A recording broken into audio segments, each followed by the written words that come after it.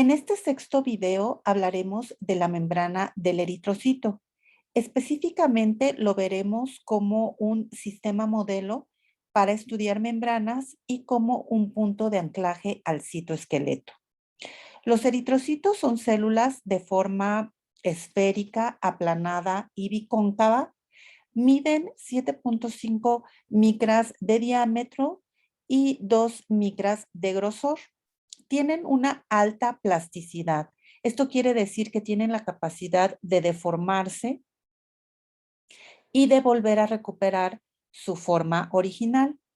Una característica muy particular de estas células es que no tienen núcleo, pierden mitocondria, aparato de Golgi y ribosomas residuales.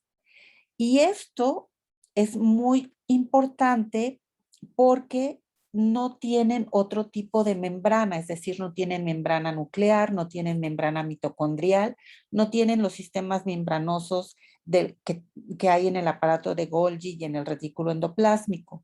Solo contienen la membrana citoplasmática. Tienen una vida media de aproximadamente 120 días en circulación y en este tiempo recorren alrededor de 11,000 kilómetros en el torrente sanguíneo. Su función es realizar el intercambio de gases, oxígeno y dióxido de carbono en las células. Los eritrocitos se pueden obtener de un individuo por punción venosa y lo que se tiene es sangre completa. Cuando se centrifuga, se separa el plasma y el paquete celular. Uno trabaja con el paquete celular, el cual se somete a diferentes lavados con soluciones salinas para obtener a los eritrocitos. Estos eritrocitos se tratan con soluciones hipotónicas que van a ocasionar un choque osmótico y van a romper a la célula liberando todo su contenido al medio.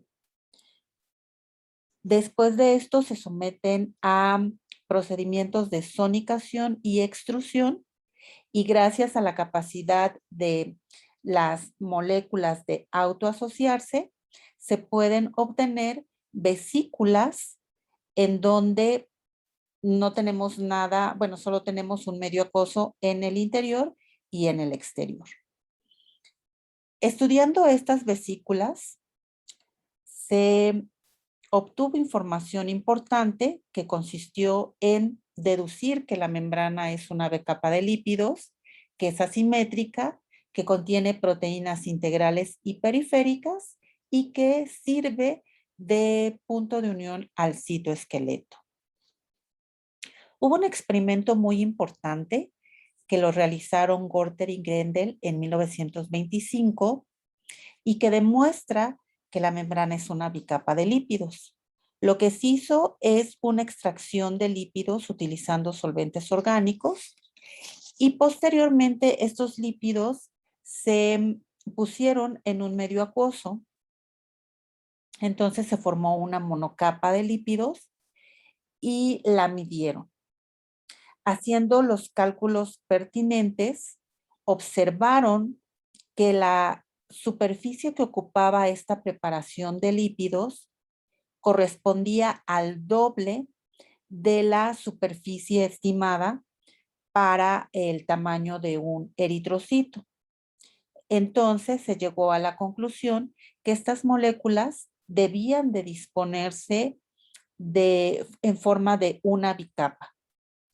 Y fue el primer experimento en donde se observó que los lípidos se asociaban en bicapa para formar las membranas celulares.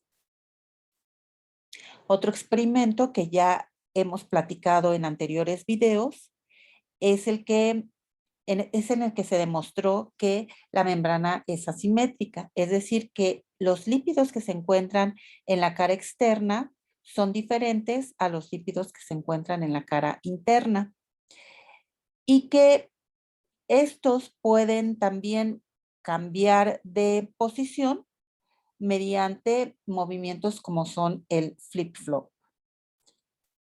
Otro experimento fue al analizar las proteínas que formaban parte de las membranas celulares de los eritrocitos. Estas se separaron utilizando técnicas electroforéticas y tiñéndolas con tinción de azul de Kumasi o bien con una tinción especial para ver azúcares.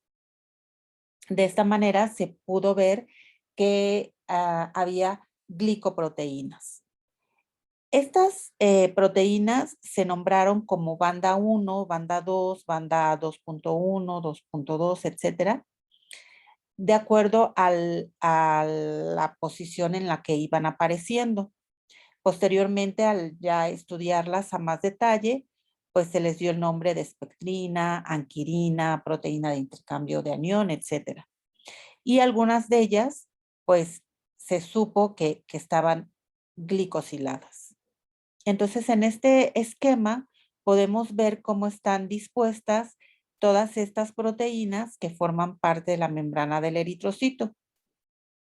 Y además, en esta preparación de proteínas se determinaron que sí existen otras proteínas que no forman parte de la membrana celular, pero que sí están asociadas a ellas y que son parte de una estructura muy importante que es el citoesqueleto y del cual hablaremos posteriormente.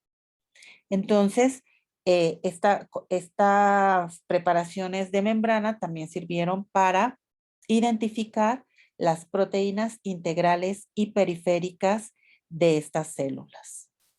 Y bueno, con esto ya conocemos que la membrana del eritrocito es un sistema modelo para estudiar membranas celulares y en el próximo video hablaremos de cómo se asocia el citoesqueleto a esta estructura. Hasta la próxima.